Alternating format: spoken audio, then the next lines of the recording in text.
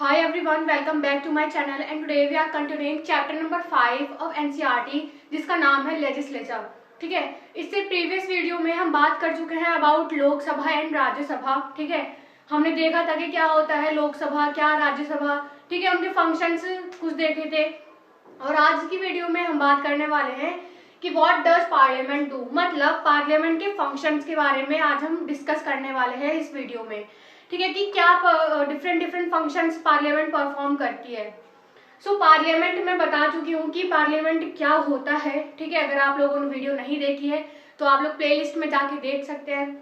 सो आज फंक्शन के बारे में बात करने वाले हैं। तो आप सभी लोगों को पता है कि जो पार्लियामेंट है उसका एक काम होता है लॉ मेकिंग, लॉ को मेक करना। ठीक है, लॉ क्रिएशन। ठीक है, तो इसके अलावा काफी सारे फंक्शंस ऐसे हैं जो कि पार्लियामेंट परफॉर्म करती है।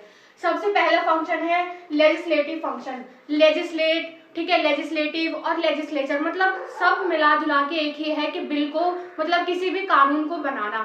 ठीक है, किसी भी एक्ट को क्रिएट करना। तो लेजिस्लेचर जो क्रिएट को बनाता है उसे जो लॉ को बनाता है उसे कहते हैं लेजिस्लेचर। ठीक है, तो सबसे पहला पॉइंट है लेजिस्लेटिव फंक्शन। अब लेजिस्लेटिव फंक्शन, ठीक है, देखिए क्या होता है कि हम लोग को पता है कि जो मिनिस्टर्स होते हैं वो लोग लॉ को बनाते हैं, बट क्या होता है कि लेजिस्लेटर जो होते हैं वो अप्रूव करते हैं बिल को। ठीक है, वो एक्ट को सिर्फ अप्रूव करते हैं, इट्स अप्रूव लेजिस्लेशन। ठीक है, बट जो एक्चुअल टास्क होता है, ठीक है, जो बिल को ड्राफ्ट करता है वो एक्चुअल काम जो होता है वो ब्यूरोक्रेट का होता है। ठीक है, ब्यूरोक्रेट जो होता है वो सारे जो भी एक्ट वगैरह देखना है, कैसे क्या इम्पैक्ट पड़ेगा सोसाइटी पे, कैसे कानून होना चाहिए, ये सब एनालिसिस करके ब्यूरोक्रेट जो है वो एक बिल को ड्राफ्ट करता है और ड्राफ्ट करने के बाद जो अप्रूवल का काम होता है वो करती है लेजिस्लेचर। ठीक है, so it's approve legislature. The actual task of drafting the bill is perform by bureaucracy as I said. ठीक है, under the supervision of minister. ठीक है, जैसे मान लीजिए एजुकेशन बिल आया था। ठीक है, न्यू एजुकेशन पॉलिसी आई थी, तो न्यू एजुकेशन पॉलिसी आई थी तो उसे जो है ड्राफ्ट करने वाला होगा ब्यूरोक्रेट। ठीक है, और मिनिस्ट्री होगी भाई एजुकेशन मिनिस्ट्री। ठीक है, एचआरडी, इसका नाम चेंज हो गया। ठीक है, सो ये हो गया बिल। अब देखिए लेजिस्लेटिव बिल भी जो होता है वो दो तरीके का होता है, पब्लिक बिल और प्राइवेट बिल। ठीक है, सो पब्लिक बिल क्या होती है, देखिए अगर मेजोरिटी है, गवर्नमेंट है, अगर कोई मेंबर ऑफ पार्लियामेंट, ठीक है, लेके आ रहा है तो वो होगा पब्लिक बिल। और प्राइवेट बिल होता है राज्यसभा के लोग लेके आते हैं प्राइवेट बिल। तो आप लोगों को पता है कि कोई भी कानून पास होने के लिए स्पेशल मेजोरिटी चाहिए होती है। ठीक है, स्पेशल मेजोरिटी के लिए, अब स्पेशल मेजोरिटी किसके पास होगी, स्पेशल मेजोरिटी भाई उसी के पास होगी ना जिसकी गवर्नमेंट है। तो जिसकी गवर्नमेंट है अगर वो बिल को लेके आएगा तो वो हो गया पब्लिक बिल, और राज्यसभा के अगर मेंबर लेके आएंगे तो वो हो गया प्राइवेट बिल। तो केस में क्या होता है, कभी कभी क्या मतलब बहुत रेयर केस में होता है कि प्राइवेट मेंबर बिल जो होता है वो पास हो पाता है, वरना हमेशा जो बिल पास होता है वो लोकसभा का बिल पास होता है हमेशा।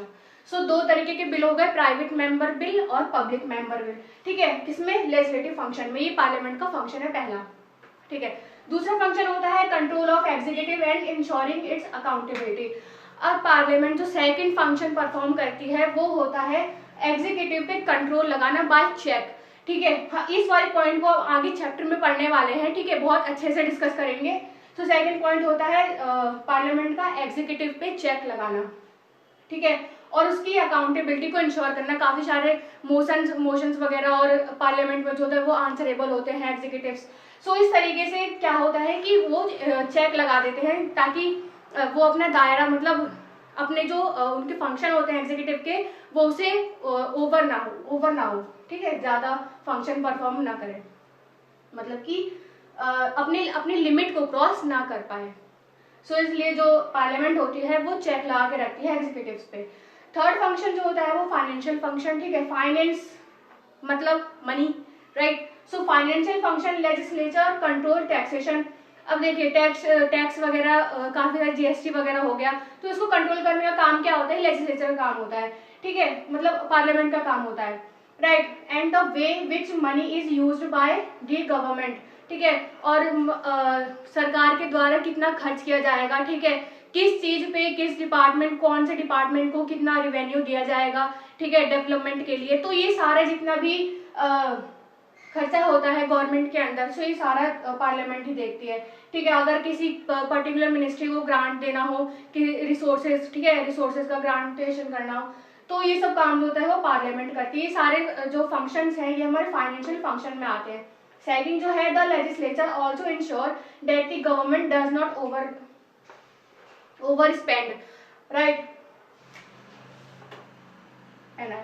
ओवर स्पेंड, ठीक है। अब गवर्नमेंट ये भी देखती है कि वो अपने खर्चे को ज्यादा ओवर स्पेंड ना करे। कैसे? क्यों? देखिए, आप लोगों को पता है कि फरवरी मार्च में बजट आता है, ठीक है। अब हालांकि कॉन्स्टिट्यूशन में कहीं बजट नाम नहीं दिया हुआ है, बजट के जगह एनुअल फाइनेंशियल स्टेटमेंट दिया हुआ है, ठीक है। बट क्या होता है कि फरवरी और मार्च में हर साल बजट आता है, जिसमें बजट में क्या होता है कि हमने जो पिछला खर्चा किया उसका रिकॉर्ड रहता है। उसमें हमें फ्यूचर में किस किस मिनिस्ट्री को कितना एलोकेट करना है, क्या डेवलपमेंट करना है आगे, ठीक है, और हमने कितना खर्चा किया, और ये सब जो होता है ये बजट में दिया हुआ होता है।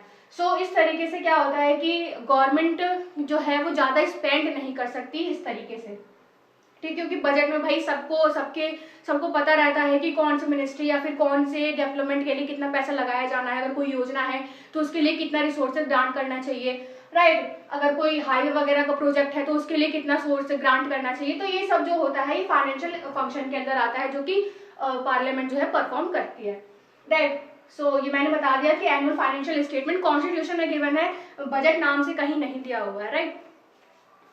सो रिप्रेजेंटेशन, अब पार्लियामेंट का जो नेक्स्ट फंक्शन होता है वो रिप्रेजेंटेशन का होता है। रिप्रेजेंटेशन देखिए क्या है कि हमारे कंट्री में डेमोक्रेटिक कंट्री है हमारी, राइट। सो इलेक्शन के थ्रू लोकसभा में एमपीज बैठते हैं, एमपीज एमएलए, ठीक है, लोग इलेक्ट करते हैं। तो रिप्रेजेंटेशन क्या होता है कि हमारे जितने भी स्टेट्स हैं, अब देखिए सोशल बेस पे, ठीक है, डाइवर्सिटी काफी सारी है, रिलीजन के बेस पे, मतलब काफी हर डिफरेंट ग्रुप्स को लोग जो है वो रिप्रेजेंट करते हैं।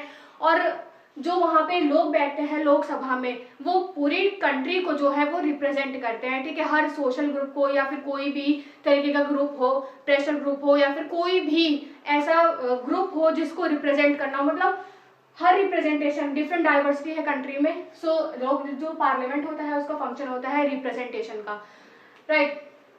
सो डिफरेंट सोशल ग्रुप्स को, प्रेशर ग्रुप्स को, या फिर कोई रिलीजन के बेस पे कोई पार्टी हो तो वहां से चुन के जो लोग यहाँ पे बैठते हैं। फिफ्थ जो है डिबेटिंग फंक्शन, डिबेट करना। देखिए किसी भी कोई भी कानून आया, ठीक है, पार्लियामेंट में, ठीक है, कोई भी कानून बनाना हो तो उस पर डिबेट करना। अब डिबेट करने से क्या होता है, देखिए डिबेट करने से क्या होता है कि उसके कॉन्सिक्वेंसेज हमें पता लगेंगे। कोई पर्टिकुलर लॉ अगर बनेगा तो ये अच्छा है नहीं है, उसके क्या इम्पैक्ट होंगे, सोसाइटी पे अच्छा इम्पैक्ट पड़ेगा, बुरा इम्पैक्ट पड़ेगा, ठीक है।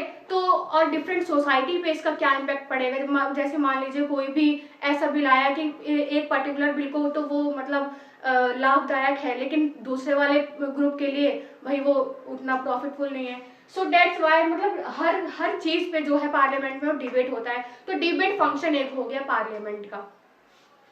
7 जो है इलेक्टोरल फंक्शन।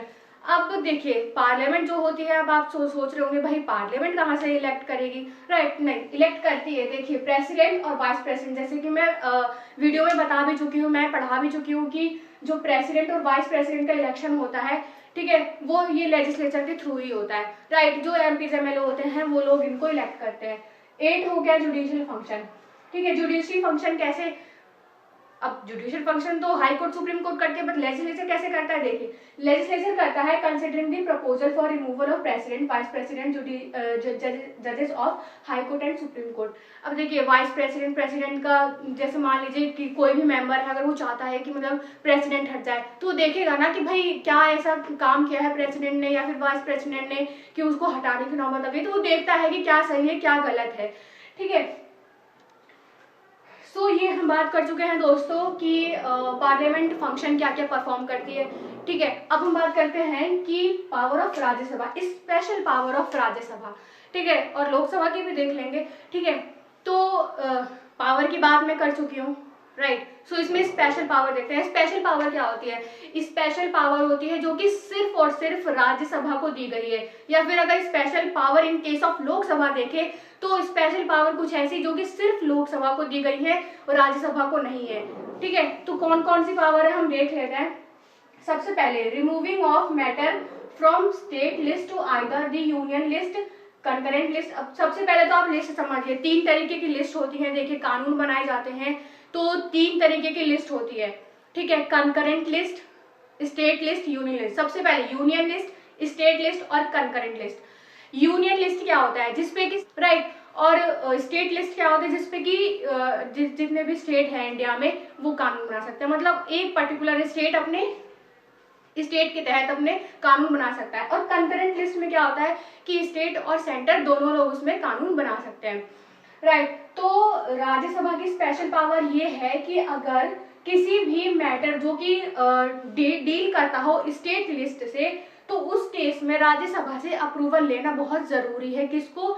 लोकसभा को, राइट। लोकसभा या फिर जो भी पार्टी मेजोरिटी में है उसको कंसेंट करना जरूरी है। किससे? राज्यसभा से, क्योंकि भाई राज्यसभा जो है वो रिप्रेजेंट करता है स्टेट को, ठीक है। भाई स्टेट के ही तो जो लोग होते हैं वो राज्यसभा में बैठते हैं, राइट। और अगर आप राज्यसभा से ही अप्रूवल नहीं करोगे, कंसेंट नहीं लोगे, तो फिर ऐसे तो वही हो ही नहीं सकता काम, ठीक है। सब कुछ उल्टा पुल्टा हो जाएगा, राइट। वायलेशन होगा कॉन्स्टिट्यूशन का सबसे पहले तो, अगर आप लोगों ने ऐसा कर दिया, आप लोगों ने मतलब कि लोकसभा या फिर पार्लियामेंट में, ठीक है। ये मतलब है रिमूवल ऑफ मैटर, ठीक है। ये मैं बता चुकी हूँ कि भाई स्टेट लिस्ट पे अगर कोई भी मैटर हो, अगर उसमें चेंजेस लेके आना है, अमेंडमेंट लेके आना है या फिर उसमें एड ऑन करना है, तो इस केस में राज्यसभा से अप्रूवल लेना जरूरी है।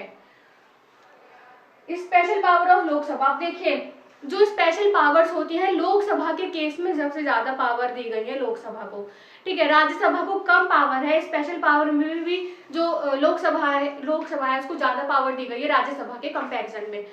हम बात करेंगे कि क्यों है, ठीक है, मतलब इतनी डिस्पैरिटी क्यों है।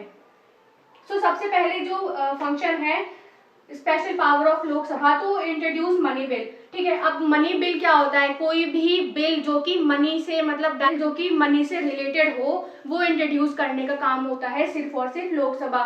कोई भी मनी बिल राज्यसभा में इंट्रोड्यूस नहीं होगा, क्योंकि मनी जो होता है वो लोगों को रिप्रेजेंट करता है। भाई टैक्स आप लोग लेते हो, टैक्स किससे लेते हो?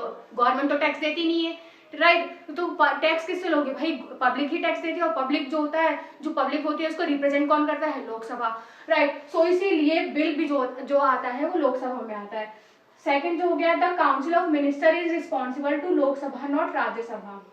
अब जो काउंसिल ऑफ मिनिस्टर्स होती है, काउंसिल ऑफ मिनिस्टर जो होती है वो लोकसभा को मतलब रिस्पॉन्सिबल होती है, राज्यसभा को नहीं होती। क्योंकि देखिए जो काउंसिल ऑफ मिनिस्टर्स होते हैं, कौन होते हैं काउंसिल ऑफ मिनिस्टर? जो भी, जैसे मान लीजिए कोई पार्टी है, वो पार्टी मेजोरिटी उसने प्रूव कर ली, राइट, वो जीत गई पार्टी, तो उसका जो लीडर होता है वो तो हो गया प्राइम मिनिस्टर। अब प्राइम मिनिस्टर जो होता है उनके अंडर में वो अपनी काउंसिल ऑफ मिनिस्टर को फॉर्म करते हैं, पूरी कैबिनेट फॉर्म करते हैं। सो काउंसिल ऑफ मिनिस्टर जो होते हैं वो लोकसभा को रिप्रेजेंट करते हैं, ना कि राज्यसभा को। तो ये एक स्पेशल पावर हो गई किसकी? लोकसभा की, राइट। सो नेक्स्ट हो गया, अब मैंने बताया था कि लोकसभा के जो स्पेशल पावर्स है वो काफी ज्यादा है राज्यसभा से। तो ऐसा क्यों है, मतलब डिस्पैरिटी क्यों है पावर्स के बीच में? देखिए डिस्पैरिटी इसीलिए है क्योंकि हमारी जो कंट्री है इंडिया जो है वो एक डेमोक्रेटिक कंट्री है। सो डेमोक्रेटिक कंट्री में क्या होता है कि जो रूल किया जाता है वो लोगों के द्वारा किया जाता है। सो लोकसभा में जो लोग बैठे हुए हैं वो डायरेक्टली रिप्रेजेंट करते हैं लोगों को, ठीक है। तो इसीलिए सबसे ज्यादा पावर जो है, स्पेशल पावर्स जो है वो लोकसभा को ज्यादा दी गई है कंपैरिजन ऑफ राज्यसभा। भाई देखिए राज्यसभा में जो लोग बैठते हैं वो स्टेट को रिप्रेजेंट करते हैं, बट लोकसभा में जो लोग बैठे हुए हैं वो डायरेक्टली पीपल्स को रिप्रेजेंट करते हैं। सारे इंडिया के जितने भी लोग हैं, ठीक है, कंट्री के जितने भी लोग हैं वो सबको मतलब रिप्रेजेंट करते हैं। कौन? ये लोकसभा। सो पार्लियामेंट में मैं बता चुकी हूँ इंट्रोडक्शन, ठीक है। पार्लियामेंट अगर आप लोगों ने नहीं देखा है कि पार्लियामेंट क्या होता है, सो आप लोग इंट्रोडक्शन वाली वीडियो देखिए इस चैप्टर की, राइट, उसमें मैंने बता रखा है। सो ये हम बात कर चुके हैं दोस्तों आज व्हाट डज पार्लियामेंट डू। मतलब कि अगर क्वेश्चन आया 5 नंबर में अगर आपके पेपर में कि पार्लियामेंट के फंक्शन बताइए, एक्सप्लेन कीजिए, लिखिए, तो आप लोगों को यार फंक्शन लिखने होंगे। सबसे पहला फंक्शन लेजिस्लेटिव फंक्शन, ठीक है। सेकंड फंक्शन जो होता है एग्जीक्यूटिव पे वो चेक लगा के रखता है, कौन? पार्लियामेंट, ठीक है। थर्ड फंक्शन हो गया financial function, and fourth function हमारा हो गया रिप्रेजेंटेशन, ठीक है। रिप्रेजेंटेशन ऑफ डाइवर्सिटी, ठीक है, डिफरेंट ग्रुप्स है हमारे इंडिया में, तो सबका रिप्रेजेंटेशन होता है। कोई भी ग्रुप ऐसा नहीं रहता जिसका रिप्रेजेंटेशन ना हो, जिसके एस्पिरेशन, जिसके गोल्स जो है वो पूरे ना हो, ठीक है। सो फिफ्थ हो गया डिबेटिंग, कहाँ पे डिबेट होती है भाई, पार्लियामेंट में होती है, ठीक है, हर चीज पे डिबेट होती है। सिक्स जो कॉन्स्टिट्यूएंट फंक्शन, कॉन्स्टिट्यूएंट फंक्शन ये आई थिंक मैं बताना भूल गई थी आप लोगों को, ठीक है। कॉन्स्टिट्यूएंट फंक्शन देखिए क्या होता है। अब देखिए जो हमारा कॉन्स्टिट्यूशन है वो फ्लेक्सिबल है, मैं बता चुकी हूँ, पढ़ा भी चुकी हूँ कि फ्लेक्सिबल मतलब क्या होता है। देखिए टाइम के अनुसार जो है कॉन्स्टिट्यूशन में चेंजेस लाने बहुत ज्यादा जरूरी है। अगर वो स्टैटिक रहेगा तो भाई लोगों के जो गोल्स एस्पिरेशंस हैं वो टाइम टू टाइम मतलब कैसे वो होते रहेंगे, चेंज नहीं हो पाएगा ना अगर आप लोग कॉन्स्टिट्यूशन को स्टैटिक रख दोगे। सो इसलिए इंडियन कॉन्स्टिट्यूशन जो है वो फ्लेक्सिबल है, मतलब टाइम के अनुसार जो है उसमें चेंजेस हम ला सकते हैं।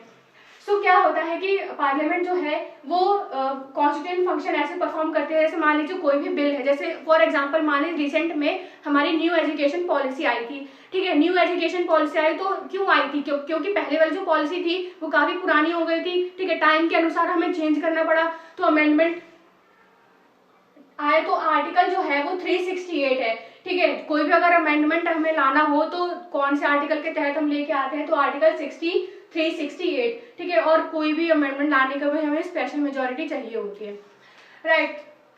सो ये मैं बता चुकी। 7 फंक्शन जो है electoral function, president and vice president. 8 हो गया जुडिशियल फंक्शन, ठीक है। और हम बात कर चुके हैं पावर ऑफ राज्यसभा लोकसभा। राज्यसभा और लोकसभा में मेरे काफी सारे लेक्चर्स हो गए, आप लोगों ने नहीं देखे हैं तो please visit those videos, right. And इसी के साथ आज का सेशन हम लोग कंप्लीट करते हैं और इसके आगे कंटिन्यू मैं करूंगी कल की वीडियो में। तब तक के लिए गुड बाय।